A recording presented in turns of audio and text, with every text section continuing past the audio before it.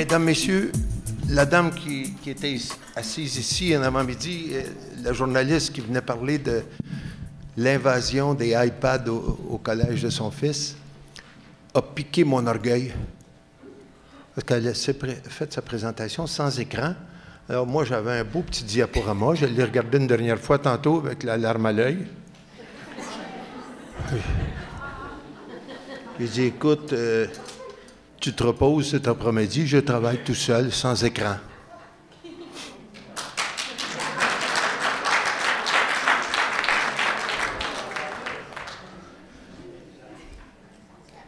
Je sens que vous mourrez de curiosité. Comment peuvent-ils faire pour préparer des adolescents à fermer les écrans?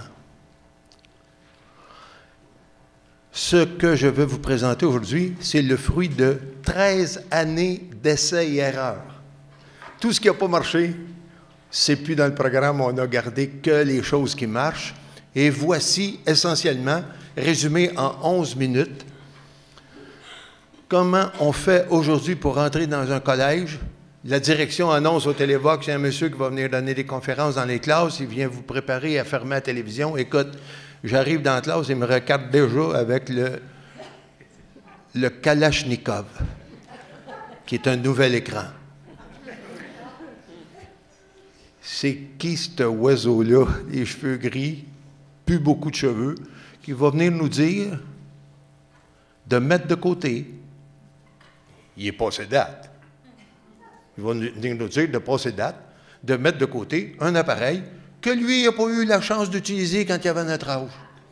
Hein? Ah ouais, vas-y, j'ose toujours, Monsieur Brodeur. Alors, on commence.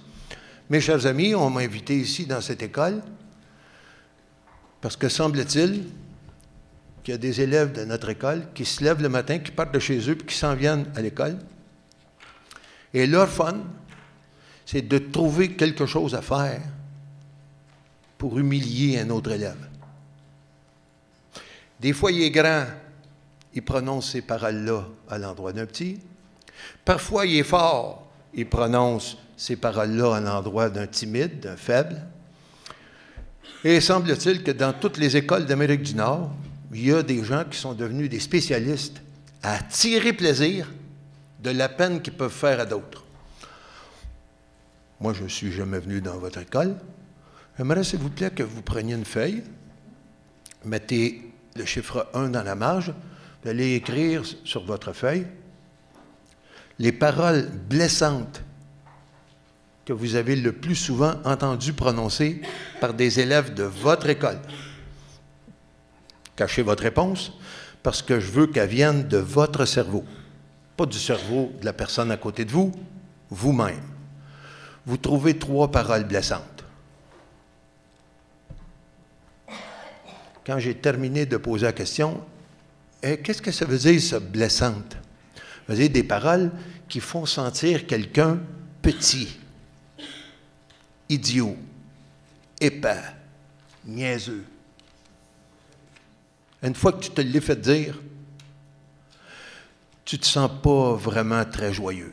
Est-ce que tu as déjà entendu parler des choses comme ça? Alors, les 3/4 des élèves ont le crayon, il y en a encore un quart qui n'écrivent rien. Merci, on a 3 mots. On a toujours dans toutes les classes. Est-ce qu'on peut en écrire plus que toi? Oui. Là, je regarde ceux qui n'écrivent rien. On a trouvé plus que 3. Ah. Mes amis, si ces paroles-là ont été entendues par lui, par elle, par lui, et tu ne les as pas entendues, c'est parce qu'en quelque part, tu les as entendues, ils sont dans ton cerveau, mais ils sont classés en quelque part où tu n'as pas accès. Tu n'es pas habitué d'aller fouiller là. Donc, s'il vous plaît, je te demande un effort, fouille.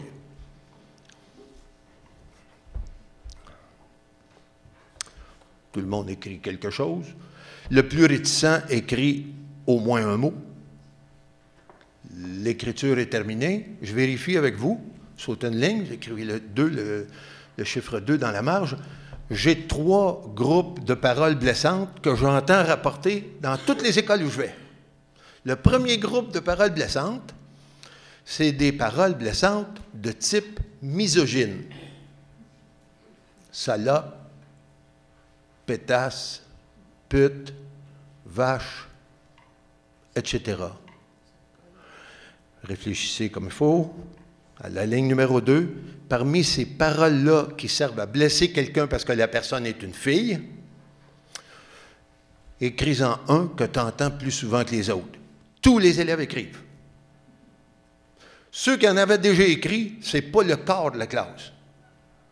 Là, tout d'un coup, ils pensent « Ah, ça comprend ça, OK, oui. » Ils mettent le mot qu'ils entendent le plus. Deuxième catégorie, vérifiez avec vous autres, toutes les insultes, les humiliations qui ont rapport à l'orientation sexuelle. Fif, tapette, moumoune, gay, lesbienne. Est-ce que tu en as déjà entendu? Si tu en as déjà entendu, tu n'écris pas la première à laquelle tu penses. Celle que tu entends le plus souvent. Merci. Troisième, toutes les blagues, les moqueries qui ont rapport au tour de taille. Gros ou grosse. Tout le monde écrit. Merci.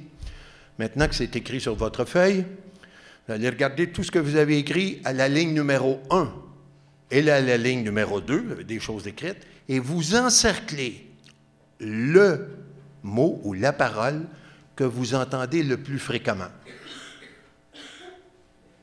C'est leurs paroles qui sont là.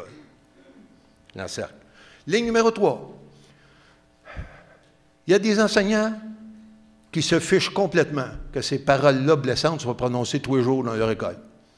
Ils sont découragés, ils ont abandonné, ils ne s'en occupent plus, ils les entendent même plus. Moi, je fais partie des gens qui n'acceptent pas ça.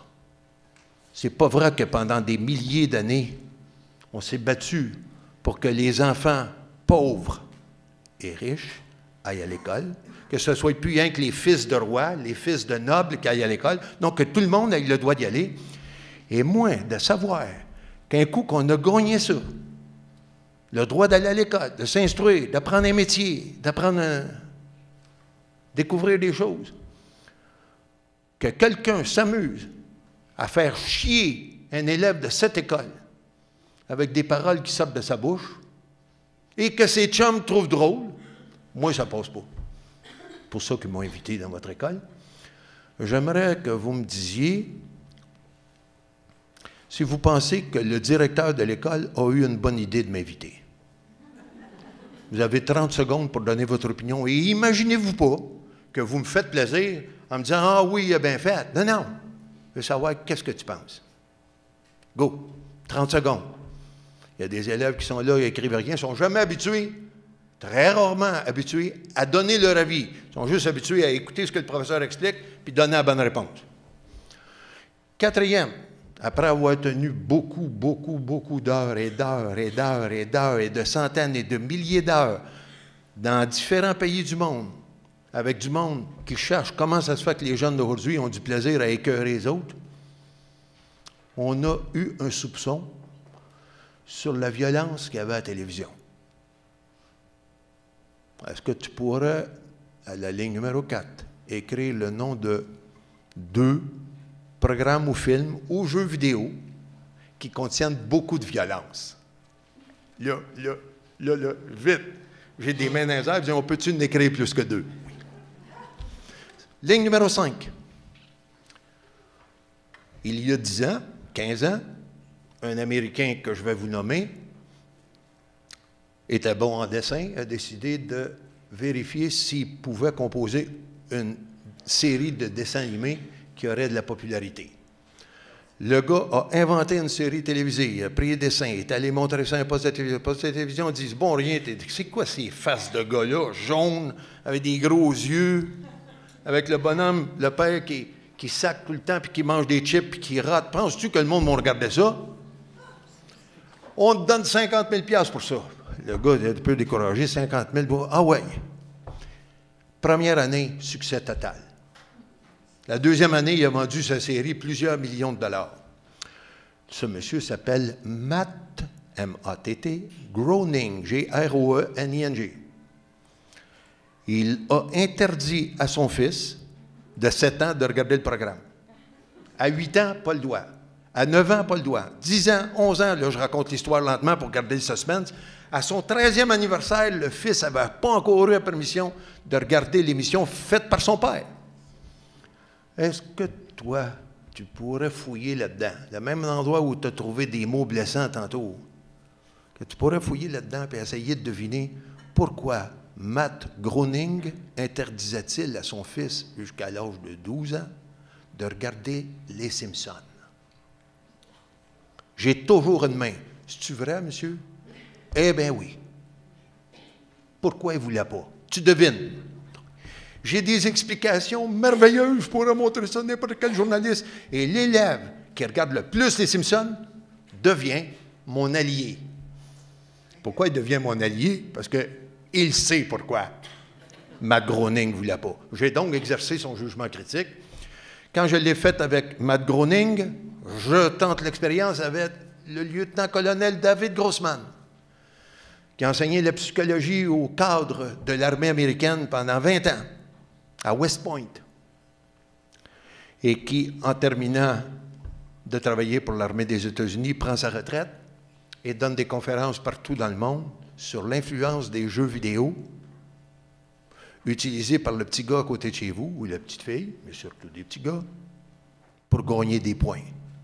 Parce qu'il y a quelqu'un dans le jeu vidéo, le concepteur, il te félicite à tous les fois, tu réussis à tuer. David Grossman nous explique que ça marche. Avant la guerre du Vietnam, l'armée des États-Unis avait jamais plus que 50% de ses hommes qui appuyaient sur la gâchette avant de mourir. Avec la guerre du Vietnam et l'entraînement avec des jeux vidéo, l'armée réussit à dépasser 90%. Est-ce que tu pourrais me dire ce que tu en penses? Je les vois, hein? Je lis dans leurs yeux, leur cerveau se met à fonctionner, puis les idées sortent. Il y a 2, 3 autres questions, comme ça, suspense, que je pose aux élèves. Et quand c'est terminé, je demande aux élèves de me donner une note comme conférencier sur 10. C'est toi qui choisis la note. Imagine-toi pas que tu me fais plaisir si tu me donnes 10 sur 10. Pas ça que je veux savoir. Je veux savoir, toi, comment tu juges ce que je viens de t'expliquer ici aujourd'hui. Et une fois que tu as mis ta note sur 10, tu écris à côté 3, 4 mots pour que je comprenne pourquoi tu me donnes ces notes-là. Ce que je viens de vous raconter là, je fais ça depuis 10 ans. Il y a 2 semaines, je l'ai fait dans une école de Shawinigan. Mais des élèves de 5e secondaire. Ça a été merveilleux. Et quand j'arrive puis je vais lire ma note, mes chers amis, j'ai au moins la moitié de la classe qui me donne 10 sur 10. Et les plus coriaces dans la classe sont ceux qui sont le plus éblouis puis emballés. Il me reste ensuite à recevoir une invitation pour aller dire aux élèves que j'ai inventé un sport difficile, un sport extrême, où tous les élèves de l'école vont essayer de battre l'équipe qui est cachée derrière les écrans puis qui fait de l'argent à nous garder assis le plus longtemps possible. Les producteurs, les diffuseurs et les publicitaires. J'ai terminé mon temps. Michel, j'ai vu que tu regardais ta montre. Je te remercie. Michel et moi, on était au même collège ensemble. Je suis content parce que c'est lui qui organise la table ronde qui va suivre avec 6 personnes de 6 départements différents. Mesdames, Messieurs, fermez la télévision. Ça demande au moins autant de précautions qu'arrêter de fumer ou arrêter de boire. C'est pas rien que clic, puis c'est pas rien qu'une affaire de famille. C'est une affaire qu'on peut organiser et qu'on peut réussir. C'est pour ça que ce colloque a été organisé, pour que vous voyiez en avant-midi plusieurs des impacts négatifs du temps qu'on passe devant les écrans et qu'on arrive après-midi à savoir comment est-ce qu'on peut en venir à bout. Je vous remercie. Faites attention de ne pas applaudir trop fort.